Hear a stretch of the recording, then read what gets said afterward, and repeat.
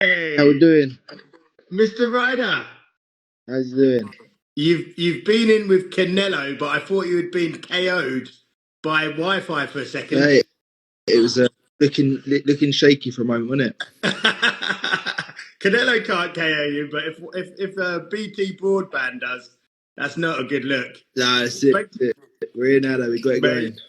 You're a legend. Thank you so much for coming on to the Gunman Insta Live. This is a platform that I've set up for exceptional fighters like yourself to share your journey with the fight fans. And it's an absolute honour to have such a warrior like yourself on this show. Well, it's great to be on. Thanks for having me. Obviously, our mutual friend, Jason, the jeweler. Shout out to him for all your jewellery needs and requirements. Yeah, absolutely. He's such a good guy, and appreciate him reaching out to you to get you on. So anyone who does not know this man, if you don't know this man, A, you're not a boxing fan, but B, this is the super middleweight boxing powerhouse, one of the most popular fighters in the UK, an absolute savage and a warrior. This is John the Gorilla Ryder. So welcome on.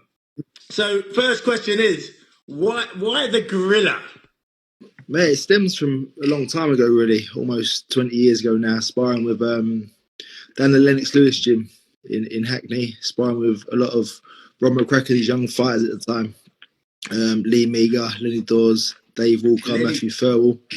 And yeah, he was saying, you're so strong, you're like a baby gorilla. I think I was 16 at the time. So yeah, it's just stuck. But we've evolved, we've gone from the baby gorilla to the gorilla. So yeah.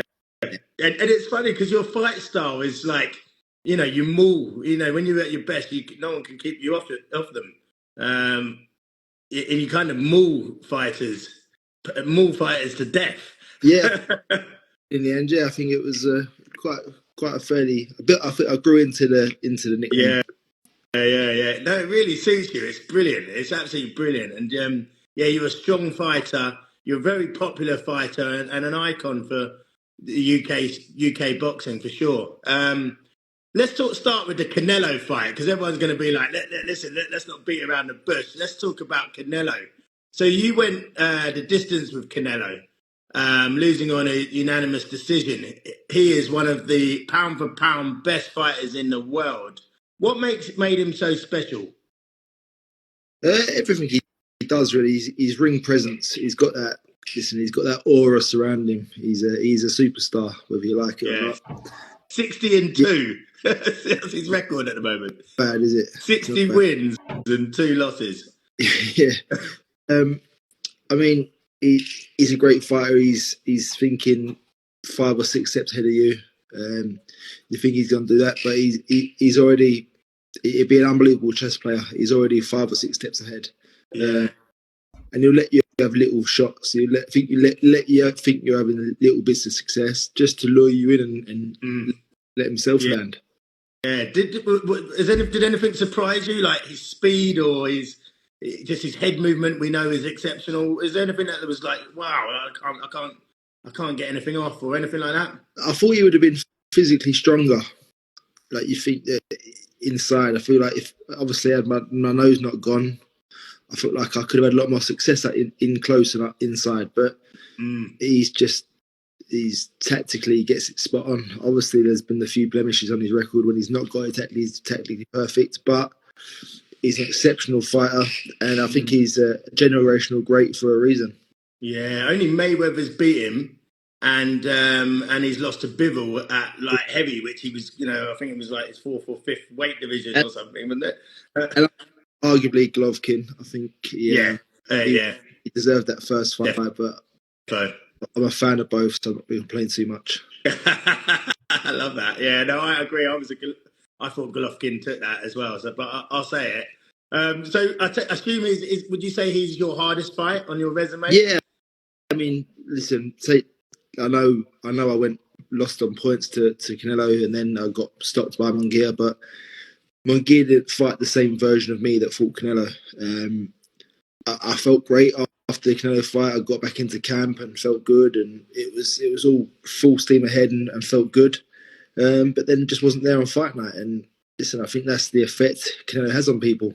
Yeah, but those two, those two are set to fight next, actually. So your last two opponents, Munguia and Alvarez, are fighting next month, I believe. Yeah, How do you see that going? I think it's going to be a good fight. Munguia's very busy, very, very active. Where Canelo's more slow and patient.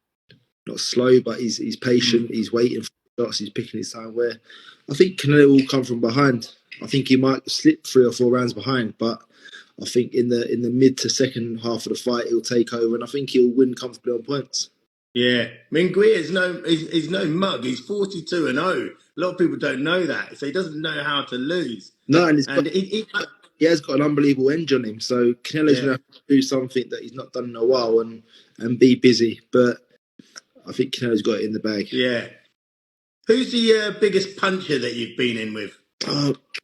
Biggest puncher is probably someone like Sergei Kamitsky. Oh, right, yeah, he could whack. He was the Brit Basher for a while, wasn't he? And he'd had a few wins over Bugloni and Adam Etches, and he could really, really whack. I think I felt I was younger than as well, so maybe I felt like he's real man strength, but he was just physically so powerful. We've just got a great question that's come in from Mark Weatherhead.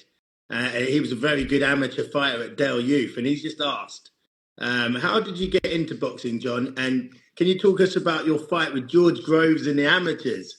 Oh, yeah, it's a blast from the past. No, my dad was with Jimmy Oliver from the Finchley Boxing Club, so just started off there.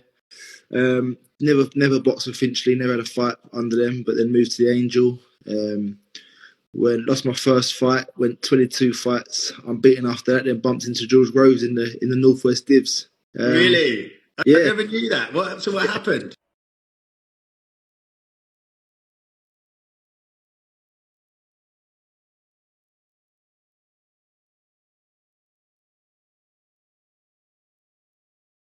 Yeah, well, funny enough, how did it go down? I'd boxed it a couple of hours earlier against Lou Reed, another Dale Youth fighter. Yeah. George was lucky enough to get the bye that night to the final, and I met him in the final. So he was as fresh as a daisy. He was fresh as a daisy, coming off winning the previous year, the ABA champion from the year before, beating James DeGale. So I mean, yeah, I was up against it. How did that bout go? It was a good fight. It was close, was it? Or? Well, close as could be. But no, George was a spectacular amateur and an even better pro. So there was no disgrace in that.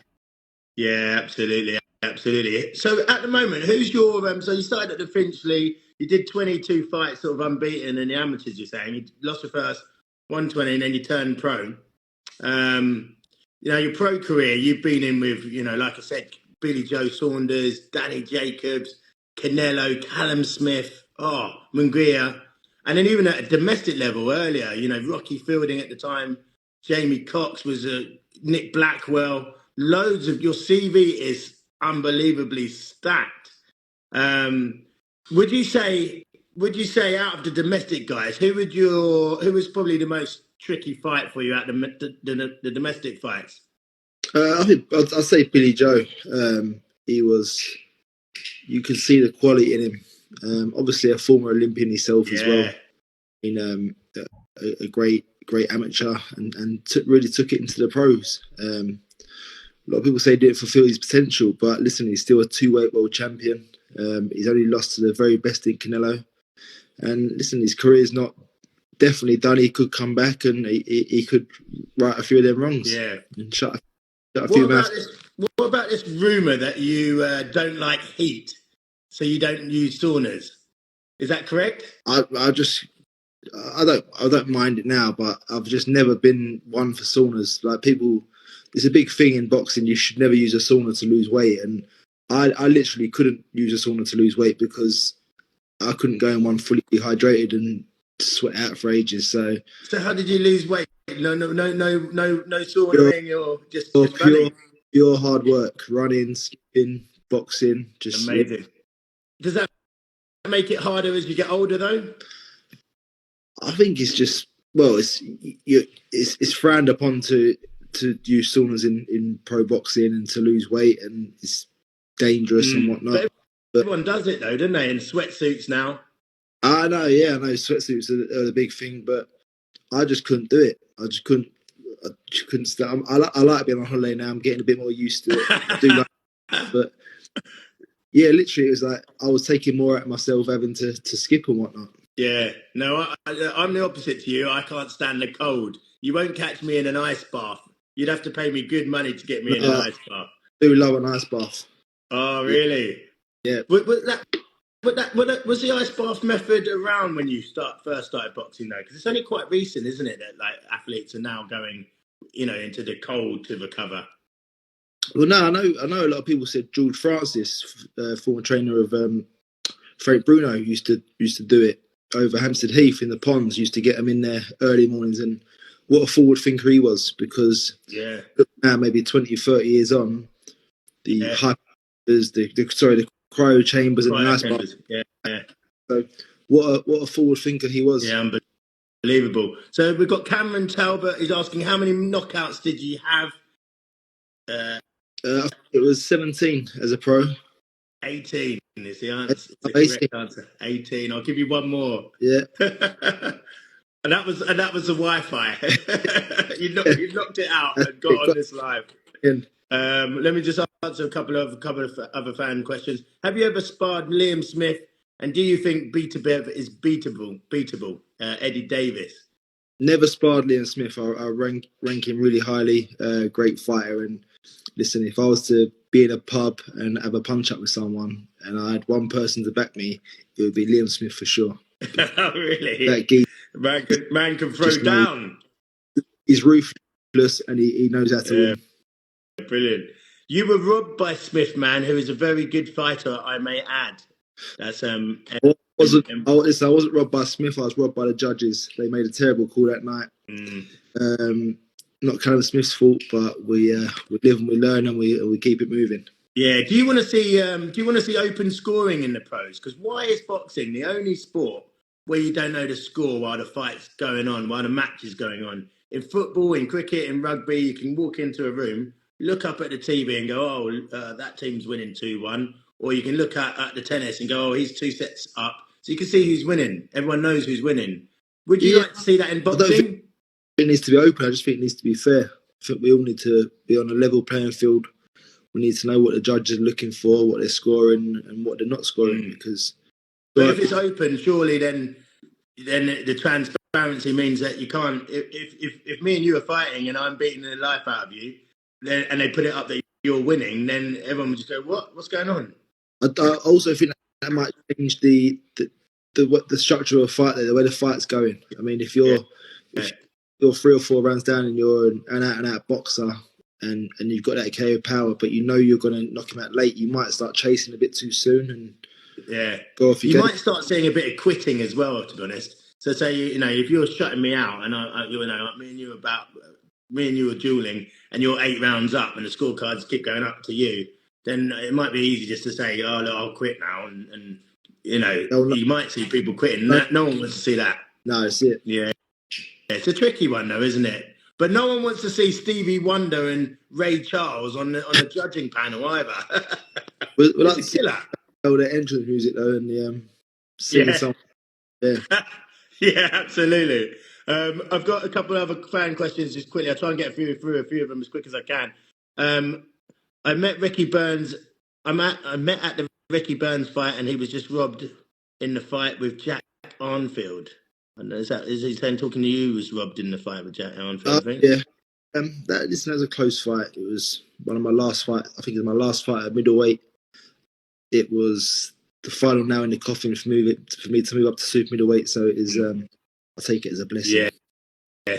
Dean Barrett 69 saying, Ryder, what a fighter, one of the best. We've got Jack Harding, an influencer boxer that's coming through the ranks. He's saying, John Ryder, some bloke. So some serious love for you. A couple of questions from me now. Yeah. So would you say that you were born to fight or did you learn to fight? No, I definitely learned to fight. I was a shy, timid soul. I live by the man in the arena. quote. Don't know if you know it, Theodore Roosevelt, and I was that shy, timid soul. And I did become the man in the arena. So did you get bullied or anything that made you go into boxing, or did you have problems outside of the ring that brought you to boxing? No, listen, I was, like I said, I was quite timid. I didn't really roll with the wrong crowd, and I think I had a group of friends in secondary school that I still got now. And I was just happy-go-lucky. Always had a football under my arm. So what made you go into boxing then? Was it your dad dragged you there, or you just watched it and liked some fighters and went in? No, I always loved it. Always watched it. Listen, I was lucky enough to grow up in the 90s watching the likes of Nigel Benn, Steve Collins. I mean, what a golden era for boxing in the UK. Beautiful era. And I always grew up watching Rocky. I was fortunate to grow up on that and eventually get into it myself. Who's your favourite fighter? We just talked about the golden era, and I love that era. But who's your favourite fighter of all time? Of all time, tough one. Yeah, I did love Nazim. Growing up, I loved Nazim. I loved the flamboyance, but that wasn't in me. That's not really your style. You're more throw it down. A local fighter, Colin Dunn, the Scouser. Yeah.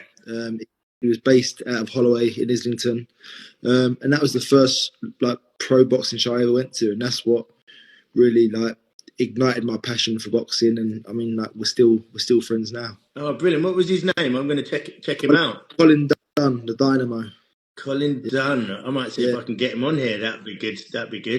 Maybe you might be able to introduce me to him. Colin Dunn, the Irish dancer. Yeah, Colin Dunn. I'll try and see if I can get him on for a chat. That would be amazing.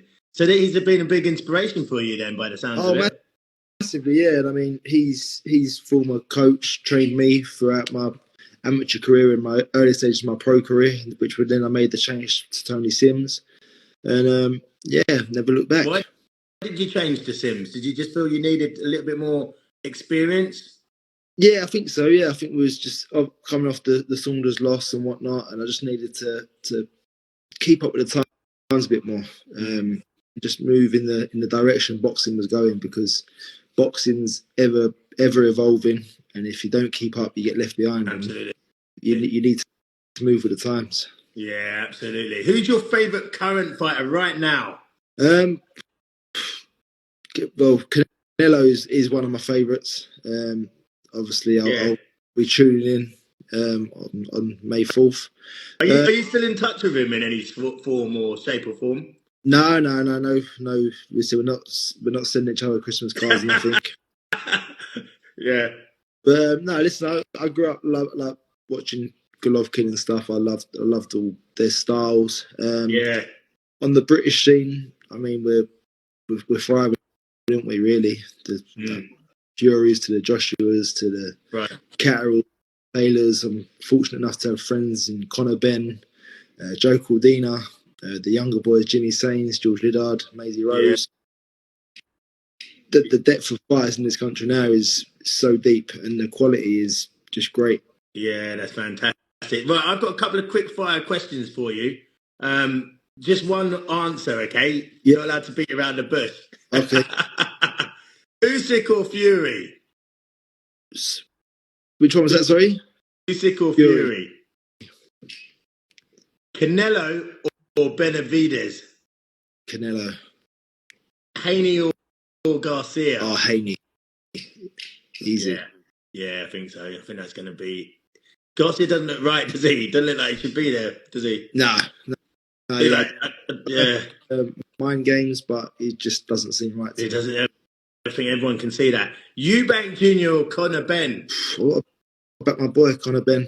He's young, ferocious. He's a lion. How do you see that going down if that one kicks off? Do you think there'd be a stoppage? I don't see it going down now, to be fair. I think it's ship sailed. And I don't really think Conor needs it to thingy his career. I think Conor's got a lot of great fights out there for him. At the welterweight scene is where he's at, and I think there's fantastic fights for him now. Yeah. Yeah, agreed with you there. I mean, I think it's definitely sailed that ship. Bivol or Biev? Bivol all day. Oh, you're going Yeah, Bivol, are you? Do you know what? yeah, I was at the yard fight against Bev, yeah, and that was the first time I'd seen the Russian fight, and I was so surprised by because I just thought it was just going to be brute force. You yeah. know, his record suggested just brute force, but I was so surprised by his punch accuracy and his footwork, No, he's technically very good. Yeah, and he's yeah. economical. Like he don't waste nothing. Like That's it. His boxing brain is very yeah, underrated. yeah, But I just very the underrated. younger, fresher man. I think obviously he beat Callum Smith, but I think the injury might have took his toll on him. Mm. Just fancy people to do it. Yeah, and you know, Bibble's almost 40, and you know, you're always waiting for that day where you just go overnight. You know, you can just go overnight, can't you? But it's funny. It's funny that when we talk about Bivol being 40, you know, experts in the game will tell you that boxing's a young man's game, but Yeah, actually, all the best fighters at the moment, you know, with Haney aside and Shakur Stevenson and Lopez probably aside, and Anua probably all the main guys are all deep into their 30s, really. You know, like Wilder's almost 40, yeah, Lomachenko, Spence Jr., Crawford, Usyk, you know, Fury. You know, all the top fighters actually, you know, Bitabev, who we just spoke of, Bivol, deep in his 30s, Canelo's in his 30s. So actually, experience is more important than youth, right? yeah. And I think listen, there's that fine line between being of that peak age and then going over. So I mean, not everyone that's 34 is going to be in their peak. They could have been in their peak at 28. Do you know what I mean? I think it's all down Yeah. to all. But listen, I mean, Beterbiev's not had many fights. Was he 20-0 with 20 knockouts? But he's For had like yeah, 300 amateur fights yeah, or something ridiculous. I mean, they take their toll, but as a pro, he's not had the hard nights. He's not really had his back to the wall too much, and he's pretty much had it his own way throughout. Mm. Well, listen, I just wanted to ask you lastly about influencer boxing because I don't want to take too much of your time. And as I said, I really respect you and thank you for coming on, spending some time with the fight fans.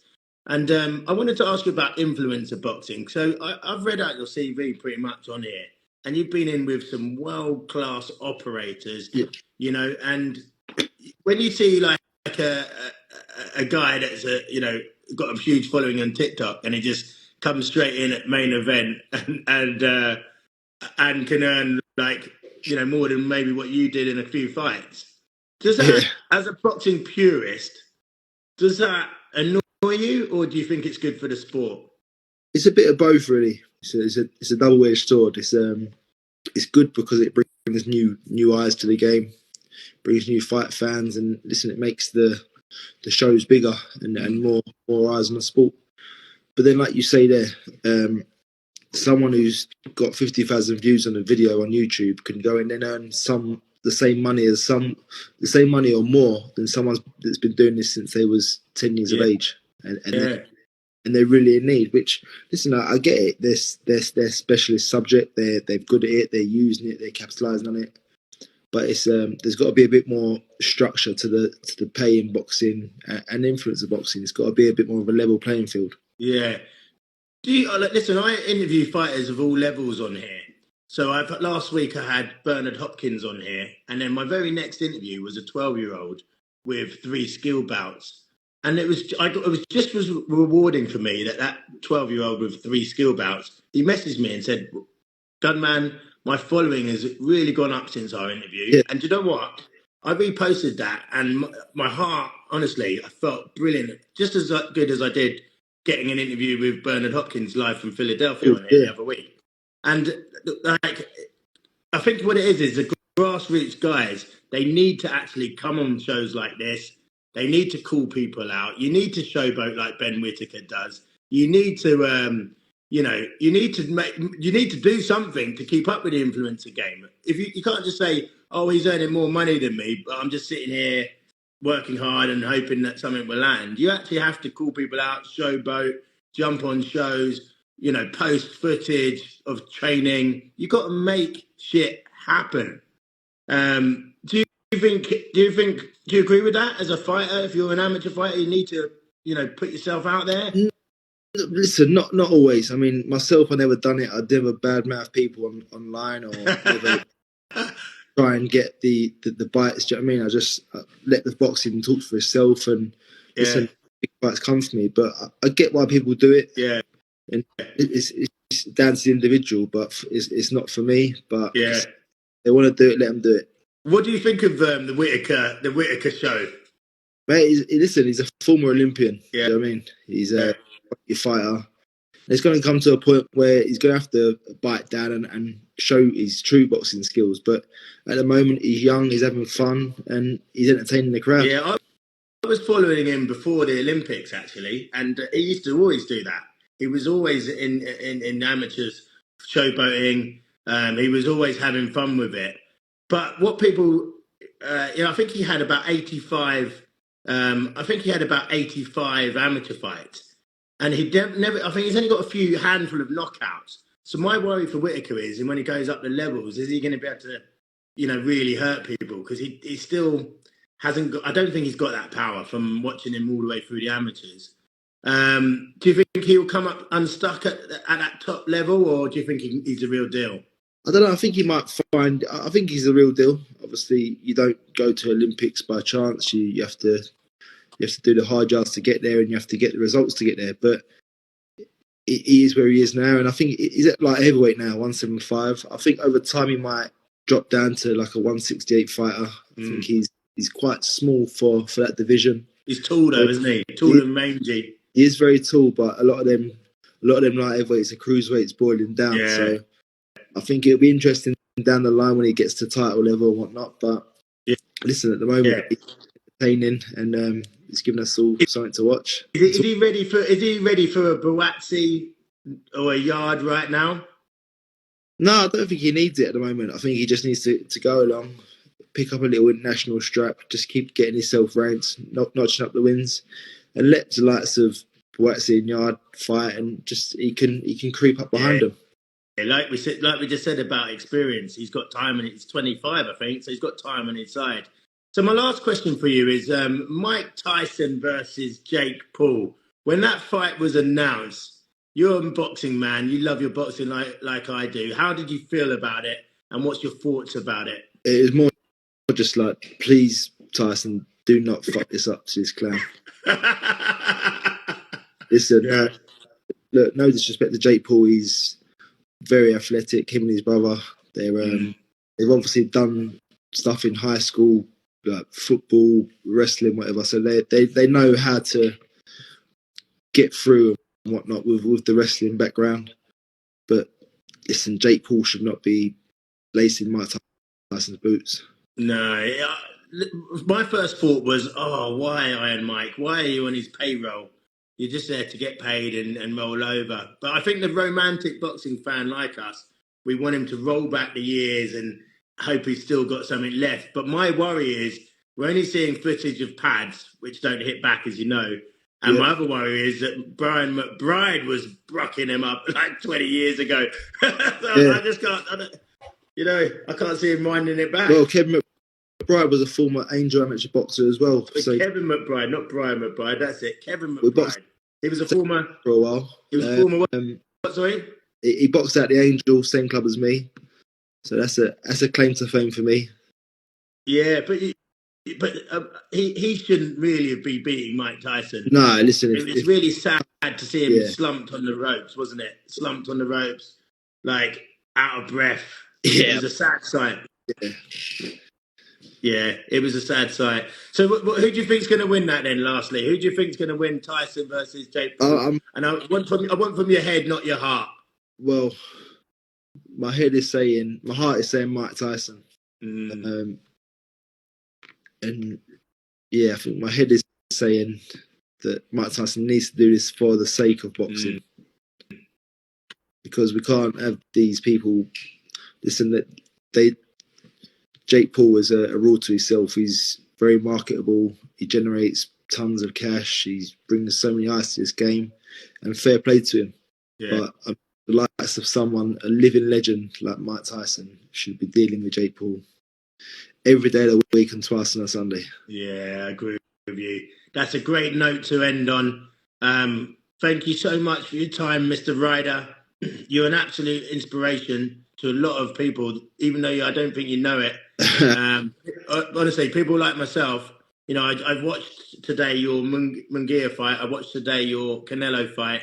I watched a few of your fights today, and I didn't understand how you're able to just keep on fighting through adversity. It's incredible. Like your heart is absolutely incredible. Yeah. And there's not many men with heart like that. Yeah, no, we love boxing. And there's something in it that keeps drawing us back. And listen, I'm still heavily involved in the gym now, helping out with time. And yeah, no way there's a comeback. No, not unless Jake Paul wants it. Absolutely brilliant. Yeah. Oh yeah. Or if the Saudis come. But no, listen, I'm happily retired. I'm retired. The happiness will come. It's strange. It's an adjusting period at the moment, but yeah, is it hard? Listen, boxing's not forever. I'm very lucky and very fortunate. I'm in the gym, my second home, with all my friends and former colleagues, and now I'm helping them out. So I'm fortunate. I'm around something I know and something I love, and yeah, it's like a normal day for me still. What do you miss most? I think the buzz of winning. Obviously, I've not had that buzz for a couple of years now with the Canelo defeat and the Munguia defeat, but that night of getting your hand raised on fight night. But I'm sure I will get that along the line of working with a young fighter, seeing them win, seeing them do things we've been working on. So I know that these small wins are going to mount up and come to bigger wins. Yeah, respect, my guy. That's absolutely brilliant. Listen, thank you so much for your time. I'm going to leave it on this note, right? Because one fan here has said, I have to quickly scroll back because he was basically said, John Ryder, we love you. And one of the fans said, so I want to leave it on that note. You're an absolute gentleman and an absolute warrior, brutal savage in the ring, and a fine guy as well. So thanks very much for your time today. No, thank you for having me. It's a pleasure. Yeah, thank you very much. And big up to Jason the jeweler. Anyone needs a strap, go see him. That's it. Yeah, thank you very much, my guy. Appreciate you. Bye-bye.